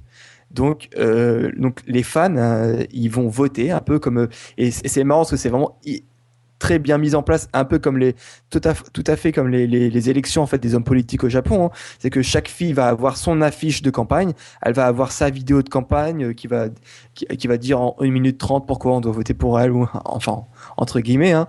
Et c'est mis en place et donc pendant 2 semaines, donc tous les fans peuvent voter. Ce qui diffère par rapport à une élection politique, c'est que là on peut voter plusieurs fois. Donc c'est aussi pour ça que ça multiplie les ventes. Hein. C'est que tu as des fans qui votent des centaines ou des milliers de fois. Oui, on peut parler aussi de l'excès dans ce domaine-là, mais il y en a très certainement. Et donc, en fait, pour revenir sur l'élection, c'est que effectivement, là, c'est les fans qui vont voter leur sélection et qui vont déterminer lesquels vont être numéro 1, numéro 2, etc. Et qui vont faire partie du prochain single. À la fin de l'année, tu as un autre événement qui est très relié aussi, c'est le tournoi de Janken. Donc je rappelle que le Janken, c'est le pierre-feuille-ciseaux. Donc là, c'est un truc qui est assez populaire au Japon puisque vous pouvez le voir dans plein d'émissions, de mangas ou de dramas. Dès il faut décider sur un truc, par exemple, je sais pas, avec ton pote, tu es en train de te débattre sur le prochain film à aller voir au cinéma, t'es pas d'accord avec lui, tu dis ok, bon, on va départager ça au Janken. Et là, hop, en 2 secondes, tu fais Jankenpan et celui qui gagne, bah, il choisit le film à aller voir au cinéma. Donc en fait, c'est vraiment un truc qui est rentré dans la culture japonaise. Et en fait, donc à la fin de l'année, tu as un tournoi de Janken sur tous les AKB et toutes les groupes sœurs. Et qui, en gros, les gagnantes font partie de la sélection, pour le single. Donc ça peut paraître un peu, je sais pas, c'est un peu bizarre. C'est un peu space, ouais. C'est un peu space, mais en fait, c'est tellement mis en scène. Je vous encourage vraiment à aller voir. Je sais pas sur YouTube s'il y a encore des vidéos qui existent, mais en tout cas sur des sites un peu de streaming chinois, etc., qui bloquent pas les vidéos. Vous tapez AKB et Janken. C'est mis en fait un peu de telle sorte que ce soit un peu un show à l'américaine avec des effets de jeu et lumière. T'as toutes les filles qui arrivent cosplayées d'une manière différente. T'as un arbitre, t'as les lumières qui se baissent, t'as la musique, un peu comme genre Qui veut gagner des millions. T'as la musique qui se baisse. Super tension. Ouais. Tension, attention à vos marques. Tiens, Ken! Et là, t'as les 2 filles, et puis là, t'as une musique, quand t'as la gagnante, etc. Donc, c'est vraiment mis en place de manière à ce que ce soit un show immanquable, que tous les médias en parlent, etc. L'événement, en fait, le plus gros événement qui vraiment, qui a assis la popularité, en fait, du groupe, et notamment en termes de vente de CD, c'est ce qu'on appelle les Handshake Events. Donc, comme son nom l'indique, un handshake, qui c'est la poignée de main. Et en fait, ça, c'est pas tous les groupes d'idoles qui font ça. Et c'était une des grosses particularités, justement, des AKB. C'est que dans chaque CD, en fait, vous allez pouvoir réserver une sorte de créneau avec votre fille préférée par exemple, et vous allez avoir par exemple un jour donné, par exemple pour chaque single, un jour donné, il y a un gros hall, énorme hall où vous allez avoir toutes les filles et chaque fille va avoir sa ligne, enfin sa queue, enfin sa ligne d'attente, et donc vous allez avoir un slot prédéterminé, par exemple hop, tu réserves pour cette fille là sur le créneau de 9h30 à 11h par exemple, et tu vas faire la queue et là tu vas avoir 10 secondes, entre 8 et 10 secondes par exemple, pour serrer la main de la fille, lui dire que je sais pas, pour lui dire n'importe quoi, de lui dire que tu as apprécié. Épouse-moi. Bah écoute, tu peux dire ça, mais bon, en général, elle va faire oh non, mais dommage, je sais pas. Mais en gros, voilà, c'est pour dire voilà, j'apprécie ce que tu fais, t'es trop mignonne, voilà, courage, je te soutiens toujours, etc. Et en fait, ce qui se passe aussi, c'est que donc ces 10 secondes là, c'est un ticket, mais si tu achètes par exemple 20 tickets, ça peut faire 20 fois 10 secondes. Ouais, donc du coup, t'achètes 20 CD, quoi. Voilà, c'est ça. Donc en gros, t'as des mecs. Ils sont pas cons, ces mecs. Hein. Alors, moi j'ai testé ça aussi pour l'expérience l'année dernière. Et genre, moi je faisais un peu pitié. Genre, quand j'allais voir une fille, moi j'avais un ticket. Et je faisais un peu pitié. Genre, t'avais le mec devant moi, il avait genre 250 tickets. Je fais. Oh. Ah ouais! Ah ouais, donc. Faut y boire un café avec, quoi. Ah ouais, non, mais voilà. Donc, non, mais t'as des mecs, voilà, c'est ça. T'as des mecs comme ça. Et. Donc après voilà, c'est le truc hallucinant, donc ça peut paraître aussi très étrange pour justement les gens qui ne sont pas du tout dans le monde de l'idol, parce que effectivement t'as énormément de ces filles là qui sont, bon là par contre on connaît leur vrai âge, hein, et qui sont très jeunes, hein. Ça peut démarrer à 11-12 ans. Et t'as aussi ce qui est très dérangeant, c'est que à partir du moment où t'es idol, en fait, surtout chez les idoles féminines, en fait, tu entretiens en fait l'image de la Vierge qui se dédicace entièrement, qui se dédie entièrement à son fan. C'est-à-dire que ça a fait scandale, enfin il y a plusieurs scandales comme ça, notamment chez les KB, où une des filles a été prise en train de flirter avec un garçon dans la rue, voilà. Parce qu'il faut savoir que les relations, quand tu es une idole, tu n'as pas le droit de sortir tu n'as pas le droit d'avoir de relations sentimentales avec quelqu'un d'autre. Puisque pour le fan, tu dois être entièrement dédié à lui, tu dois être innocente, vierge, effarouchée, etc. Et voilà. Tu peux ensuite, une fois que tu raccroches sur ton métier d'idole, tu peux faire ce que tu veux. Mais à partir du moment où tu restes idole, tu dois avoir cette image, entre guillemets, pure, blanche, et puis... intouchable, quoi. Justement, c'est ça qui est étrange, et c'est ça dans le monde des idols que je trouve très spécial, c'est que d'un côté justement elles ont cette image de pureté, et en même temps elles sont à moitié à poil tout le temps, quoi. Je veux dire, elles sont en maillot de bain. Alors voilà, c'est tout à fait correct, un maillot de bain, hein, mais je trouve toujours bizarre, c'est comme on parlait des mails d'avant, tu vois, c'est ce côté, je suis super sexy, je suis super canon, tous les mecs rêvent de moi, mais surtout ils peuvent pas toucher, quoi. Et c'est un peu étrange, je trouve ça. Tu me diras, Britney Spears, ça fait la même chose, hein, c'est pas... Oui. Alors, après, juste parce que justement, les gens qui ne connaissent pas forcément disent oui, ils sont tout le temps en mode bain, ils sont tout le temps à poil. Il faut savoir que c'est notamment un des clips qui avait fait, entre guillemets, sensation, où on les voyait justement en sous-vêtements et trucs comme ça. Après, plus généralement, en général, c'est chaque année, en fait, t'as des thèmes, en fait, sur les singles. C'est-à-dire qu'en début d'année, ça va être le thème sur les sakura, sur la fin de l'année scolaire, puisque au Japon, en fait, sur la fin de l'année scolaire, c'est mars-avril. Donc, t'as ce thème-là. Après, quand on sort un single au mois du début, fin du printemps, début de l'été, là, ça va être le summer single. Donc là, forcément, ça va être le single de la plage, ça va être le single où elles sont effectivement en maillot de bain. Mais après, t'as énormément d'autres, et on va dire, les 3/4 des autres chansons qu'elles chantent, elles ne sont pas en maillot de bain. D'accord, c'est peut-être les photos qui arrivent en premier, tu vois, je pense. Je vais même dire 90% des chansons qu'elles chantent, elles ne sont pas en maillot de bain.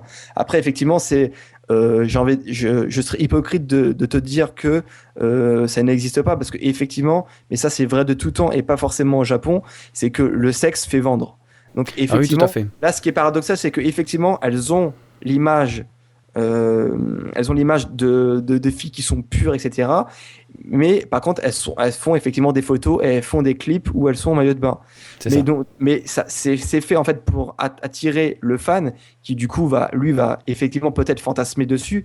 Le fait en fait qu'elles sont interdites aux relations, c'est aussi fait pour que le fan puisse penser que en fait elle se réserve pour lui entre guillemets, hein, parce que voilà, c'est que voilà forcément.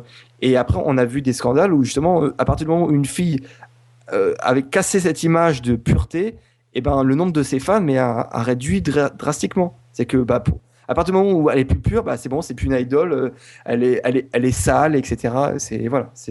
Ouais, c'est étrange. Enfin, le truc des maillots de bain encore. Enfin voilà, ça, c'est de toute façon, voilà, maintenant c'est assez classique pour les chanteuses et tout ça. C'est pas les premières à le faire, ni les dernières.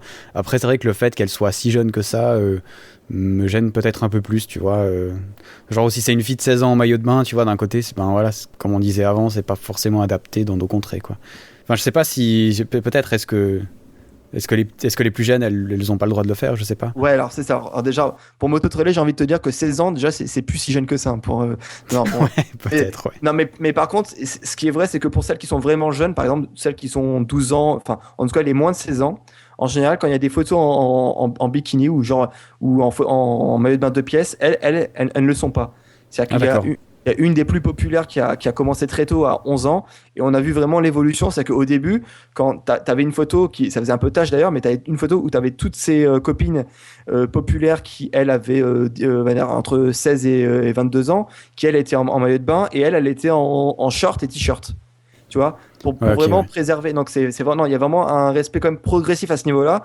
Ça je savais pas. Alors ouais, du coup c'était un peu moins gênant. Alors ouais. Après au fur et à mesure, ça se dénude un petit peu. C'est-à-dire qu'après, quand elle a 14 ans, t'as le mini short avec la brassière. Mais après, en fait, c'est chaque fille qui le ressent en fait au final. C'est-à-dire que il y a notamment une des plus connues des AKB justement, qui est la capitaine même des AKB, Takahashi Minami, qui elle a 20, enfin je sais plus, 21, 22 ans. Et même elle, quand elles sont toutes en fait en bikini, elle, des fois, elle se met pas forcément en deux pièces. Elle se met, tu vois, avec une sorte de brassière ou quand les autres vont se mettre en culotte très échancrée, très sexy, elle va rester avec le petit short ou les trucs comme ça. Donc, tu vois, en fait, c'est aussi en fonction de comment chaque fille le voit. Après, t'as des filles, genre à 16 ans, elles ont déjà énormément de forme et elles se sentent prêtes, elles disent, OK, je veux le faire, tu vois. Mais en tout cas, ce qui est bien, j'ai envie de dire, c'est que c'est pas le producteur qui dit, OK, tu rentres, t'as 11 ans, je m'en fous, tu vas te mettre en deux pièces en string et tout ça. Voilà, tu vois, c'est pas non plus comme ça que ça marche, parce qu'il y a quand même un certain respect là-dessus en fonction de l'âge. Mais après, effectivement, malgré ça, ça pourra toujours choquer les Occidentaux. Oh mon Dieu, t'as une fille de 12 ans qui est exploitée, qui va dans toutes les pubs, qui fait ça, qui fait ci. Ouais, on se veut choquer, puis en même temps, dans certains films et dans certains clips, on n'est pas forcément meilleur. Donc à ce niveau-là, je me permettrai pas de juger. C'est chacun. Enfin, quand tu regardes les clips sur MTV, c'est pas du japonais, et puis c'est aussi très jeune et très dénudé. Donc voilà, c'est. On va dire c'est un peu notre monde, qu'on le veuille ou non, c'est comme ça. Mais ouais, ok, c'est intéressant. Et alors, voilà, au niveau de la musique, moi je suis pas très fan de ce genre de musique, j'ai écouté, mais je sais pas, justement, j'ai l'impression des fois que la musique c'est un peu secondaire face à tout le reste en fait. Tout à fait, en fait, on dit c'est un groupe de musique, effectivement ils vendent des CD, mais c'est plus que ça en fait, c'est juste un phénomène de société. C'est-à-dire que pendant ce laps de temps où elles sont hyper populaires, tu les verras partout. C'est-à-dire qu'elles vont être dans plein de films, dans plein de séries, dans plein de radios, dans plein de magazines, dans plein d'émissions de variété. Donc en fait c'est juste que leur nom et leur popularité aident à faire du transmédia. Et effectivement, la musique, c'est une manière de vendre ce qu'elles sont. Mais il y a beaucoup plus que ça, quoi. Le fait qu'elles gagnent énormément d'argent, ce n'est pas forcément dû à la musique. Ouais, c'est les gens qui viennent les voir, c'est les gens qui achètent leurs trucs, qui suivent leurs infos et tout. Bon, tu me diras, Justin Bieber est pas forcément connu grâce à sa voix non plus, quoi. Non, mais j'ai envie de te dire, c'est un peu l'équivalent, c'est tout à fait ça, hein. Après, moi, je suis pas forcément très au fait de l'actualité de Justin Bieber, mais on peut dire que moi non plus, je n'ai pas un podcast sur Justin Bieber. non, mais je veux dire, toi, on peut dire que c'est une sorte d'idole, c'est-à-dire que Ouais. il va carrément au-delà de la musique, quoi. C'est pas, Ouais, et les fans Ah oui. achèteront quand même ces trucs, même si c'est de la musique, comment dire, qui plaît seulement à certaines personnes. Ils vont quand même acheter parce que c'est lui, quoi. Oui, c'est ça. Et c'est que à la base, enfin, le principal attrait pour tout, que ce soit Justin Bieber, AKB ou tous les idoles, j'ai envie de dire en général, le premier attrait, c'est quand même l'attirance physique. Après, Ouais. il y en a qui vont dire oui, non, en fait, moi je suis fan de elle parce que elle est marrante ou parce que elle fait des trucs comme ça. Effectivement, il y en a. Hein. Parce que j'ai envie de dire, sur les AKB, il y a à boire et à manger. Hein. T'en as pour tout le monde. Hein. T'as des grands, t'as des petits, t'as des belles, t'as des moches, t'as des mecs, t'as des grosses, t'as Bon, des. moches, elles n'ont pas l'air toutes moches. Hein. Ah non, mais t'en as. Enfin, en tout cas, non, mais pour Sympa. certains. Non, mais je veux dire, t'en as. Enfin, moi, personnellement, je ne suis pas du tout attiré physiquement, voire même au Ouais, d'accord. contraire. Ouais. Enfin, je dirais pas, si elle n'était pas Ekibi, je dirais pas, ah, c'est une belle fille. Au contraire, tu vois. Mhm. Et toi, et par contre, mais ces filles-là, elles auront d'autres attirances.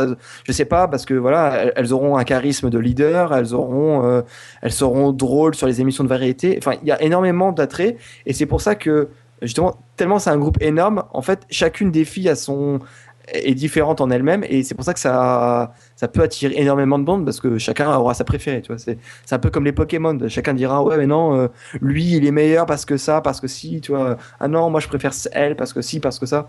Donc, tu vois, c'est un peu différent, mais à la base, il y a quand même un attrait quelconque, tu vois, qui va au-delà de la musique, tu vois. Si vous voulez en savoir plus, regardez sur le superbe podcast de Misaki qui aura bien sûr en lien sur les notes de l'émission. Alors c'est vrai que c'est intéressant, c'est un truc sympa. Alors tu as dit qu'on pouvait les rencontrer voilà, en personne. Est-ce que ça se fait souvent ça ou pas? Alors, oui. Est-ce qu'en allant visiter le Japon pendant un mois, on peut le faire? En fait, bon, après, elles sont devenues tellement populaires que c'est de plus en plus dur. Mais en fait, le credo en fait, des AKB48, c'est qu'elles se sont basées, c'était le groupe d'idoles que tu peux venir voir. C'est que ce soit un groupe d'idoles ou n'importe quel groupe au Japon, en gros, le seul fois où tu peux aller les voir, c'est dans les concerts. Et c'est extrêmement compliqué puisque les concerts, surtout des plus populaires, eh ben c'est les fan clubs qui ont le plus de places et c'est très compliqué d'avoir en fait des places. Et ce qui se passe en fait, c'est que je crois que ça doit être le seul groupe au monde quasiment. Les AKB48, elles ont ce qu'on appelle un théâtre. En fait, elles ont à Akihabara, elles ont une salle qui leur appartient et où elles sont en représentation quotidienne. C'est-à-dire qu'au-delà des gros concerts dans les gros stades, etc., qui regroupent plusieurs milliers de personnes, elles ont un petit théâtre qui regroupe, on va dire, je crois que c'est 250 personnes, hein, si je dis pas de conneries. Donc c'est vraiment un petit théâtre. Et là, en fait, elles sont tous les soirs, tous les jours, enfin, même des fois, même plusieurs fois par jour. Hein. Il y a l'après-midi et le soir. Et en fait, elles peuvent alterner comme elles ont plusieurs teams, etc. Et c'est pas toujours les mêmes. Donc, des fois, c'est la team A, des fois, c'est la team B, des fois, c'est ce qu'on appelle les étudiantes. En fait, c'est les futurs AKB, c'est les AKB en formation, j'ai envie de dire. Et donc, en fait, tu peux venir les voir quotidiennement. Donc, en gros, bon, même si c'est quotidiennement, c'est assez compliqué à obtenir un billet, puisque, en fait, maintenant, tellement que c'est populaire, en fait, l'attribution des billets se fait par loterie. C'est-à-dire qu'en fait, tu vas sur leur site et tu vas participer. Tu dis, OK, moi, je suis intéressé pour aller à cette performance-là, ce jour-là. Et là, il y a une loterie et c'est effectivement, on te dit si tu as gagné ou si tu n'as pas gagné. Tu as même des listes d'attente, etc. Donc, c'est un truc de fou. Par contre, là où tu es quasiment sûr de gagner à chaque fois, sauf si tu te focalises sur les plus populaires, c'est ce dont j'ai parlé précédemment sur les handshake events. Donc là, en fait, c'est à chaque fois qu'il y a un CD, un album, un single, etc., tu as une des versions qui te permet de réserver un créneau en fait avec une fille justement où tu peux la voir pendant 10 secondes. Donc là, c'est encore mieux parce que tu peux la voir de près. Donc là, en fait, si tu te focalises sur pas forcément des moyennement connus ou des pas trop connus, là, c'est quasiment obligé. Tu peux gagner au moins un ou plusieurs tickets. Mais j'ai envie de dire, en règle générale, même sur les performances musicales, les AKB48, ça reste le groupe mondial qui est peut-être celui que tu peux voir le plus facilement.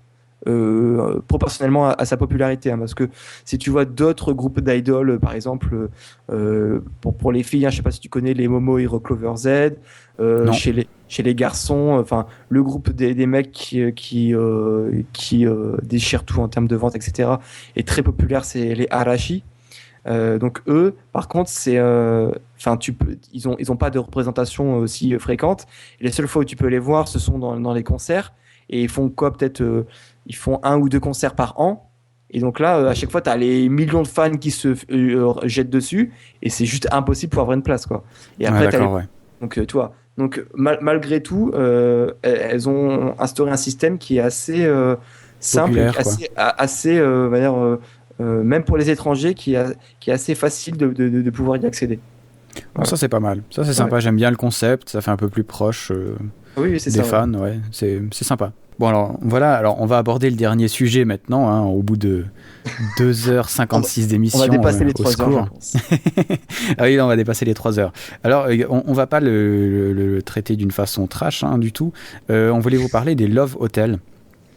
Qui est justement un concept aussi qui à nous paraît très étrange, mais qui est beaucoup plus commun au Japon. Tu peux nous dire ce que c'est un Love Hotel, justement, parce que pour nous, Love Hotel, c'est quand même une maison close, quoi. Ce qui n'est pas le cas là-bas. Oui, non, c'est pas du tout le cas. En fait, il faut savoir qu'au Japon, un couple standard, ou même un couple de jeunes standards ou un couple illégitime, on va dire, mais pas forcément lié à la prostitution, hein, un couple normal, ne va pas forcément pouvoir, on va dire, être intime à leur domicile. Puisque on va dire en gros les couples de jeunes, ils vont pas forcément pouvoir faire ça chez eux, ou alors quand ils ont un petit appartement, les murs sont pas très épais, et puis donc si t'as pas envie de faire profiter tous tes voisins, c'est un peu voilà, il faut que tu t'isoles un peu mieux, ou alors quand t'es marié et puis que tu veux aller faire quelque chose avec ta maîtresse, tu peux pas faire ça chez toi forcément. Donc pour tout ça, en fait, il y a un système qui est devenu très très très populaire au Japon, qui s'appelle le Love Hotel. Alors, mot pour mot, vous avez compris que c'est l'hôtel de l'amour. Ça a une image assez pas forcément bonne sur les premières images qu'on peut avoir au Japon, vu de l'extérieur, hein, puisque en général, effectivement, comme tu le dis, il y en a beaucoup qui peuvent assimiler ça à un hôtel de passe ou une maison close, alors qu'en fait, pas du tout. J'en parlerai effectivement, il peut y avoir des côtés assez sombres, mais dans le principal rôle, c'est pas ça en fait, c'est juste un hôtel de tout ce qui est le plus classique, tout ce qui est le plus classique entre guillemets, puisque il y a 2 options. Il y a une option, ce qu'on appelle le QK, donc qui veut dire repos, et qui te permet en fait de louer une chambre pendant quelques heures. Seulement quelques heures, donc en général ça dépend des maisons, hein. Enfin des maisons, des hôtels, donc ça peut jouer entre, je sais pas, 2, 3, 4 heures au maximum. Vous avez l'option, donc ça c'est à peu près entre 3000 et 5000 yens en fonction des hôtels et en fonction des options que tu prends dedans, donc c'est à peu près entre 25 et 40 euros. Donc là, pour parler crûment, hein, c'est juste pour faire son affaire et puis après tu t'en vas. Et il y a aussi en fait il y a aussi une option où tu prends à la nuit. Donc là c'est un peu plus cher, donc c'est on va dire entre 7000 et 15 000 yens, entre 60 et 130 euros. Et donc là tu loues toute la nuit. Donc en général tu t'arrives le soir et puis c'est jusqu'au lendemain matin. Pourquoi c'est si connu et pourquoi c'est si populaire au Japon, donc au-delà en fait du classique, parce que t'as des love hotels qui sont très classiques, hein, le plus classique, c'est-à-dire que il y a une chambre, il y a un lit, pas de décoration, voilà, et c'est juste effectivement pour des Japonais classiques qui veulent être un peu plus intimes autre part et qui ne peuvent pas le faire ailleurs. T'as des gens aussi, il y a même des touristes, hein, que j'ai eu des témoignages, qui y vont parce que c'est pas forcément une option très chère pour pouvoir passer une nuit. C'est-à-dire que des fois ça coûte moins cher d'aller au Love Hotel que dans un hôtel traditionnel, un hôtel pour touristes par exemple. Mais ce qui a fait surtout son succès, on va dire, et surtout à l'étranger et des touristes, c'est que il y a, et on y revient encore une fois, il y a des love hotels à thème.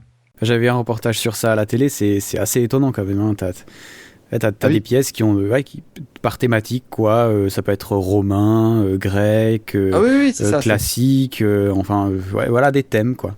Alors en fait, pour savoir un peu comment ça se passe en général, c'est que vous rentrez dans le Love Hotel, vous choisissez.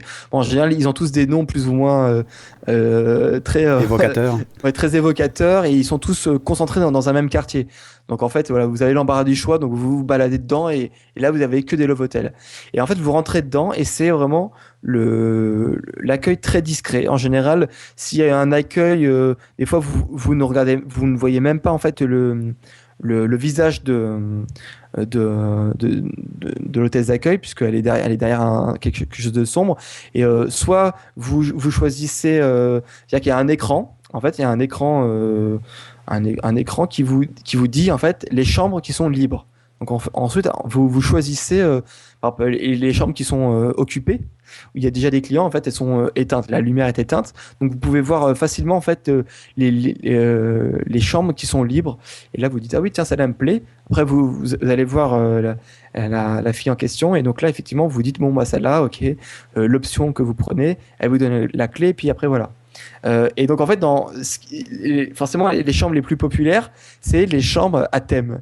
Et il y a des thèmes vraiment de toutes sortes, hein. Il peut y avoir des trucs très réalistes, un peu genre ça ressemble un peu à un commissariat, un manège, une salle de classe, une rame de métro, un salon de massage, un cabinet de gynécologie, enfin voilà.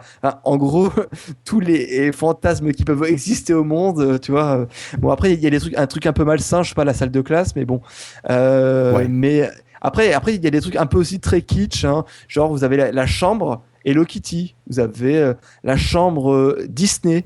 J'avais vu ça, c'est assez étrange. Ouais. Donc voilà, et après vous allez en fonction des maisons qui sont. Après je dis une maison parce que tu m'as perturbé avec ta maison close tout à l'heure. Donc en fonction des hôtels, vous avez différents accessoires. Alors, il peut y avoir des chambres en fait où vous pouvez y avoir une console de jeux vidéo. Une machine de karaoké, vous pouvez louer des cosplays. Donc encore une fois, hein, si vous avez un fantasme particulier, si vous voulez vous cosplayer. C'est-à-dire que, imaginons vous prenez la chambre commissariat et que votre compagne loue le costume de la policière, tu vois, pour faire vraiment tout le truc comme il faut, etc. Et après, vous pouvez également louer plusieurs accessoires sexuels. Hein, donc il y a vraiment tout ce qu'il faut. Hein. Ça va du préservatif ou à l'accessoire plastique très compliqué, très sophistiqué. Vous pouvez louer du fouet. Enfin voilà, il y a plein de trucs. Moi, je suis pas spécialiste non plus dedans, mais c'est assez marrant. Après, j'ai envie de vous dire, au moins rien que pour le fun, essayez de vous balader un jour un soir dans un de ces quartiers, et pourquoi pas tester un truc juste pour le délire, hein, parce que c'est pas forcément si cher que ça si vous prenez l'option repos, et justement rien que pour le délire d'être dans un contexte mais totalement décalé vu le contexte en fait de l'hôtel. Donc voilà, ça c'est pour l'utilisation normale. Après, effectivement, on sait tous que ça existe. Et il y a certains réseaux de prostitution qui utilisent les love hotels parce que effectivement, comme je disais tout à l'heure un peu sur le contournement de la loi, c'est que la prostitution n'est pas autorisée. Par contre, si ça se passe dans un lieu privé, vous faites ce que vous voulez. C'est-à-dire qu'il y a plusieurs systèmes qui ont mis en place un système, par exemple, où tu c'est ce qu'on appelle les télécoulas. Donc, par exemple, tu appelles une sorte de numéro et entre guillemets, tu loues une prostituée, où tu loues les services d'une femme, et après, vous faites ça dans un love hotel. C'est totalement légal puisque il n'y a pas la société en question qui a mis ça en place, il n'y a pas de prostitution dans cette société, parce qu'il n'y a pas d'actes sexuels, il n'y a pas de vente de sexe dans cette société, il y a juste des ventes d'un accompagnement, et après l'acte sexuel se fait dans un lieu privé. Parce que le Love Hotel est un lieu privé qui n'a rien à voir avec le lieu qui a vendu la prestation. Du coup, c'est totalement hypocrite et totalement légal de faire ce genre de truc. Et ce qui s'est passé, c'est que depuis 2011, on est obligé de s'inscrire quand on va dans un Love Hotel. C'est-à-dire qu'avant, même si ça reste anonyme, on est obligé de mettre au moins son nom, puisque c'était une des idées qu'ils ont eues pour essayer de lutter en fait contre la prostitution adulte et aussi infantile. Puisque voilà, on sait aussi qu'il pouvait exister la prostitution infantile dans ces lieux-là, puisque c'était très peu surveillé. Et donc voilà. Donc je sais pas si ça a servi forcément à endiguer tout ça, mais il faut savoir que ça existe, il y a un côté sombre, mais il ne faut pas croire à tous les raccourcis. C'est que j'ai envie de dire 90% de l'utilisation, c'est une utilisation classique. Je sais pas, en France, en général, tu rencontres une fille en boîte, ton premier réflexe, c'est tu l'invites chez toi. Pour conclure, là au Japon, c'est non, tu vas pas l'inviter chez toi, tu vas l'inviter dans un Love Hotel. C'est parce que c'est comme ça que c'est plus simple au niveau intimité de faire ça là-bas. Ouais, j'avais vu aussi dans le reportage télé que certains couples classiques, on va dire, ont justement un souci de se voir simplement à cause des horaires de travail ou à cause de ces choses-là. Comme tu dis, si tu as des enfants ou des choses comme ça, certains vivent dans leur famille, donc c'est peut-être un peu plus compliqué de s'épanouir à ce niveau-là. Dans ce cas, voilà. Il y a beaucoup de familles qui, dans la famille, tu as les enfants, tu as aussi les grands-parents dans la maison. Donc effectivement, voilà, donc c'est peut-être un peu gênant. Donc effectivement, c'est. Parce que j'ai aussi fait le raccourci en parlant de couple illégitime tout à l'heure. Voilà, je voulais dire, tu peux l'utiliser en étant un couple tout à fait classique, ça, marié, voilà. C'est ça. Il y a rien de bizarre. Alors que c'est vrai que chez nous, voilà, comme je disais, c'est pour ça que je faisais le parallèle avec les maisons closes, c'est que les maisons closes, t'y vas pas avec ta femme, quoi. Non, c'est ça. Oui, mais remarque. Les maisons closes, en fait, t'as les maisons qui vendent aussi la prestation. Voilà, ce qui n'est pas le cas des Love Hotels. C'est-à-dire que là, en fait, tu trouveras jamais dans un Love Hotel des filles qui attendent devant. C'est aussi très sécurisé. C'est-à-dire qu'il n'y a pas de tapinage, parce que d'une part, c'est interdit. Et je pense que là-dessus, ils rigolent pas. Si un jour, il y a des prostituées qui explicitement sont devant un Love Hotel qui vendent leur prestation, se fera dégager en prison directe. Mais par contre, tous les systèmes annexes, tu donnes rendez-vous à la prostituée dans une autre chambre je sais pas, tu loues une chambre de Love Hotel et après tu lui donnes la clé, etc. Je sais pas. Et tout ça, c'est très courant, j'ai envie de dire. Ouais, c'est comme tout. On parlait avant des maids, on parlait avant des idols. Finalement, c'est quand même pas mal l'utilisation et la personne en elle-même, comment elle se met par rapport à ces choses-là, qui fait que c'est une chose plutôt bonne ou plutôt mauvaise, on va dire. Comme beaucoup de choses, quoi, finalement. Hein. C'est ça. Mais c'est intéressant, c'est aussi un pan. Est-ce que tu as une idée de l'utilisation de ces Love Hotels ? Est-ce que c'est courant dans la vie de couple japonaise d'aller de temps à autre dans un Love Hotel ou alors est-ce que c'est quand même très rare ou seulement une catégorie de personnes? Comme je te le disais dans l'intro, je pense que vraiment, mais sans blaguer, je pense que tous les Japonais sont au moins allés une fois dans un Love Hotel. Ouais, donc tu vois, c'est quelque chose quand même de très... voilà, c'est pas un truc caché, c'est très populaire. Je pense pas que ce genre de truc puisse fonctionner chez nous. Et pour te dire, quand je me suis un peu baladé dans le quartier, il y a beaucoup de chambres qui sont très utilisées. Quand tu rentres, il y a beaucoup de chambres qui sont avec la lumière éteinte. Donc tu sais que ça fonctionne bien, quoi. C'est pas. Bon, si ça fonctionnait pas, ça n'hésiterait pas, quoi. Ouais, voilà, c'est ça. Non, mais il y en a. En plus, en général, c'est dans des quartiers qui sont assez près des gares. Donc c'est des quartiers très facilement repérables. Vraiment, voilà, il y a même des sites, j'ai pas le nom en tête, mais il y a des sites qui font la cartographie de tous les Love Hotels au Japon. Donc si vous êtes des étrangers que vous voulez aller tester ça, vous n'avez que l'embarras du choix avec tous les thèmes différents, tous les accessoires, etc. Ok, super. Eh bien, c'était le dernier thème. On va peut-être arrêter là au bout de 3 heures. Hein. Je pense que tu as le record total sur Voyage Cast pour encore un bon bout de temps. J'ai le record. Ouais. Yeah. Il faut toujours être meilleur quelque part. Après tout, je veux dire, c'est un record comme les autres. Hein. Ce sera dûment signé quelque part. J'en suis fier. Alors, on en a parlé un peu pendant le podcast, du coup, on va faire vite, mais où est-ce qu'on peut te retrouver ? Parce que voilà, tu parles beaucoup de choses sur le Japon, on voit que tu connais le truc et que tu adores vraiment ça. Où est-ce qu'on peut te trouver sur Internet ? Alors, principalement sur trois endroits différents. Donc, j'ai commencé égoïstement par mon blog, qui est roadtojapan.fr, donc ROAD2JAPN.fr, qui est en fait c'est pas un blog où je mets mes chroniques ou mes articles, enfin mes coups de cœur du moment. C'est tout simplement un blog de voyage en fait, qui est alimenté en fait principalement chaque année quand je pars au Japon. Donc là pour l'instant il y a les 5 années différentes de mes 5 voyages différents au Japon. Donc sûrement que cette année il y aura une nouvelle année qui sera créée sur le blog. L'année dernière, j'ai essayé et j'ai réussi a priori de mettre à jour tous les soirs à chacune des journées. Donc c'est mis à jour en live. Et il fait autant de photos qu'il parle, hein, si jamais. C'est ça, ouais. C'est là que l'année dernière, j'ai testé également la chronique audio. J'ai essayé de rester assez court, hein, donc c'est pas comme du voyage cast à 3h10, hein, c'est du de toute façon, je pourrais pas, mais de toute façon, c'est du à peu près 10-20 minutes, pas plus. Et j'essaie de raconter un peu tout ce qui s'est passé dans la journée. Donc voilà, sur roadtojapan.fr. Et après, je suis principalement sur 2 podcasts. Donc sur le podcast Yata, donc yata.fr, ya2ta.fr. Où donc depuis 3 ans maintenant, puisqu'on a fêté 3 ans, donc je co-anime ce podcast avec ma bande de potes où on parle principalement et tout simplement de tout ce qui est et un lien avec la culture japonaise. Donc pas détaillé, mais il y a vraiment tout, que ce soit animé, jeux vidéo, manga, culture, cinéma, gastronomie, voyage. On fait un peu de concurrence à Voyage Cast, hein, mais on parle un peu de tout, ce qui peut avoir un lien avec le Japon. Voilà.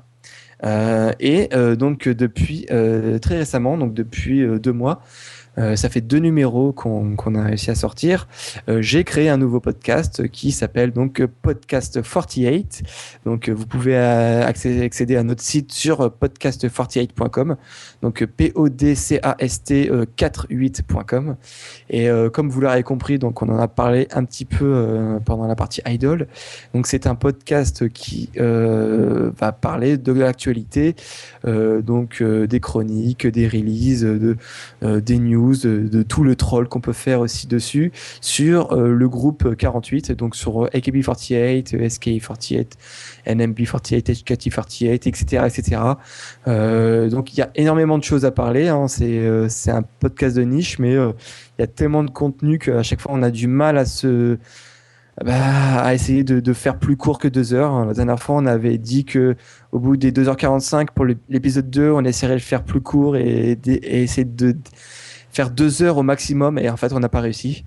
Donc c'est juste pour dire qu'il y a vraiment énormément de choses à parler, et on essaye aussi de faire que le podcast soit audible pour les gens qui ne connaissent pas du tout ce monde-là. Donc en fait, notamment en toute première partie, on a une rubrique qui s'appelle AKB pour les nuls, et donc comme son nom l'indique, on essaie de prendre un des mots, un des concepts qui peut être totalement étranger aux fans des idoles ou aux fans des AKB en particulier, et on essaie de l'expliquer pour que nos débats ou nos conversations soient un peu plus compréhensibles pour la majorité des personnes. Donc voilà, n'hésitez pas si vous êtes un peu curieux, et si vous aimez aussi beaucoup les vannes, la bonne humeur, à essayer d'écouter Podcast 48. Voilà, et n'hésitez pas à commenter pour dire ce que vous en pensez. Voilà. Ok. Eh ben, c'est génial. Vraiment, merci d'être passé sur VoyageCast pour nous péter un record. Merci à toi, hein, pour la 2e fois. Non, c'était vraiment sympa, et puis j'espère qu'on a su un peu vous aiguiller sur le Japon de façon un peu plus alternative que la dernière fois. Et puis, comme d'habitude, hein, n'oubliez pas de commenter abondamment, surtout qu'on a eu pas mal de sujets chauds. Oui, là, je pense que il y aura peut-être plus de sujets à commenter que sur le dernier épisode. Mais en tout cas, voilà, n'hésitez pas à dire ce que vous en avez pensé. C'est toujours intéressant en fait d'avoir des retours après enregistrement. Exactement. Ok, alors Voilà. je suis déjà en retard à mon rendez-vous et toi aussi certainement. C'est ça. Puisque d'habitude je réserve 2 heures pour faire un podcast, avec Misaki je réserve ma journée. C'est ça. Surtout que, en fait, vous le savez pas, mais avant le podcast, on a 1h10 de discussion off. Donc, ça fait plus de 4 heures, en fait, qu'on discute là. Donc, Et ouais, comme quoi, quand on vous dit, on vous répète que le podcast est une histoire de passionnés, on rigole pas. On adore vraiment ça. C'est énorme. Bon, bah, en tout cas, merci encore à toi de m'avoir invité dans VoyageCast. C'est vraiment un très bon endroit pour parler de plein de pays différents, de plein de passions et de voyages. Donc, j'espère que le Japon sera un peu plus intéressant pour vous après ces 2 podcasts. Certainement. Voilà. Ok, alors, à la prochaine l'ami. Salut. Ciao. Encore merci à Misaki d'être passé sur VoyageCast pour la 3e fois. C'était vraiment très très agréable et j'espère qu'on a réussi à vous faire découvrir une grande partie du Japon finalement, parce que dans le premier épisode, on était parti sur quelque chose de très classique, dans le deuxième, on avait été un peu alternatif et dans celui-là, on a été encore plus loin dans l'alternatif. J'espère donc qu'on vous a donné un bon panorama de la situation au Japon et j'espère que vous ferez un voyage au Japon grâce à nous. Alors vous l'aurez remarqué, pas d'extrait de film dans ce VoyageCast. C'est un peu normal, j'ai pas vraiment trouvé de trucs sympas dans les films qui parlaient du Japon, je les avais déjà pris pour les 2 derniers épisodes, donc je ne savais pas quoi prendre, et puis finalement, comme on a parlé des idols, j'ai aussi profité de passer un autre groupe, les SKE 48 si vous cherchez sur YouTube, qui doit se prononcer un truc du genre SKI ou un truc comme ça, que j'ai trouvé en fait assez sympa. Alors ça reste de la pop japonaise, hein, c'est pas vraiment mon truc on va dire, mais ça s'écoute quand même ouais, agréablement. Et puis finalement, quand on compare avec tout ce qui se fait en Europe ou aux États-Unis au point de vue de la pop, ouais, c'est pas si mal en fait. Hein. Franchement, je préfère ça que Justin Bieber. Franchement, sincèrement, je trouve que c'est d'un beaucoup plus haut niveau. D'ailleurs, si vous avez l'occasion, n'hésitez pas à aller regarder les vidéos sur YouTube. C'est assez marrant parce qu'ils font chaque fois des espèces de petits films avec une grande introduction. C'est assez marrant, c'est sympa à voir, c'est rigolo. Allez voir ça sur YouTube et surtout, n'hésitez pas à nous dire si vous avez aimé ou non ce genre de musique, si vous avez aimé ou non les sujets dont on a parlé, si on a oublié des choses, si on est passé trop vite sur certaines autres. Le Japon reste un grand pays avec des choses vraiment étonnantes à voir. On n'a pas fait le tour, même si on a passé pas mal de temps à en parler. D'ailleurs, pour les fanas de Japon, eh bien c'est Aala qui va venir nous parler du travail au Japon, donc le Japon de façon professionnelle. Il y est depuis plusieurs années, il a le blog Engaging au Japon. Il viendra sauf erreur en fin d'année pour nous parler donc encore d'une autre facette du Japon. Comme quoi vous le voyez, VoyageCast, on a de quoi parler et sur un seul pays on pourrait déjà faire toute une grande série de podcasts. Et bien pour le prochain, car il est déjà enregistré depuis un bon moment, eh bien c'est Gary qui vient venir nous raconter des histoires de voyage. Alors qui est Gary ? Je vais vous le teaser un peu parce que c'est un mec assez exceptionnel. Il a été à Hong Kong en vélo depuis la France, il a passé 2 ans, traversé 36 pays, bref, un joli petit tour. Il est aussi parti en 2 chevaux, il a fait une bonne partie du monde en 2 chevaux avec sa copine. Et là, plutôt que de nous parler d'un pays, il est venu nous raconter quelques histoires qui lui étaient arrivées sur les routes. Un peu à la façon de Bernard Pichon qui était déjà venu nous parler des histoires de voyage, parce que oui, ces petites anecdotes, c'est... Ah, ça nous fait voyager, c'est tellement agréable, c'est pas forcément très utile pour le voyage, mais ça fait voyager et waouh, ça c'est important. Donc Harry, qu'est-ce qu'il va nous raconter ? Eh bien, il a eu le privilège, et là je suis vraiment jaloux, de voir décoller une fusée Ariane en Guyane. Parce qu'il était là-bas par hasard au même moment, et il nous raconte un peu comment ça se passe, quelles sont les sensations qu'il a eues. Comme il était en vélo seul, il a eu un gros coup de mou au Salvador. Et il va nous expliquer comment il s'en est sorti, et vous verrez, c'est encore ce genre de truc, quand le mec nous raconte, on se dit non mais c'est juste pas possible. Mais en fait si, ça se passe vraiment, dans la vraie vie. C'est pour ça qu'il faut voyager, pour expérimenter ce genre de choses. Et puis il va nous raconter aussi, alors ça c'est drôle, hein, ce qui lui est arrivé à la frontière entre le Bangladesh et l'Inde. Il y est arrivé un peu après la mousson, il nous raconte comment ça se passe la douane, les petits trucs qui se passent. C'est tellement incroyable, c'est pas étonnant, il en a fait un livre d'ailleurs de ces histoires. Hein. Je l'ai pas lu, mais en tout cas il nous raconte des trucs vraiment chouettes. Bref, j'espère que je vous ai donné envie de retourner sur VoyageCast pour le prochain épisode. Et puis après celui-ci, eh bien je recevrai une star du blogging voyage, Aidé de Travel Plugin, qui va nous parler de la Colombie. Comme quoi vous le voyez, on bosse comme des fous sur VoyageCast pour vous offrir chaque fois du contenu différent, du contenu sympathique et surtout, je l'espère sincèrement, du contenu qui vous fait rêver. Alors on se dit à la prochaine, ça m'a fait plaisir que vous écoutiez le podcast. Et puis, en attendant, c'est l'été, voyagez comme d'habitude. Été ou hiver, on s'en fiche. Voyagez. Allez, à ciao, bonsoir.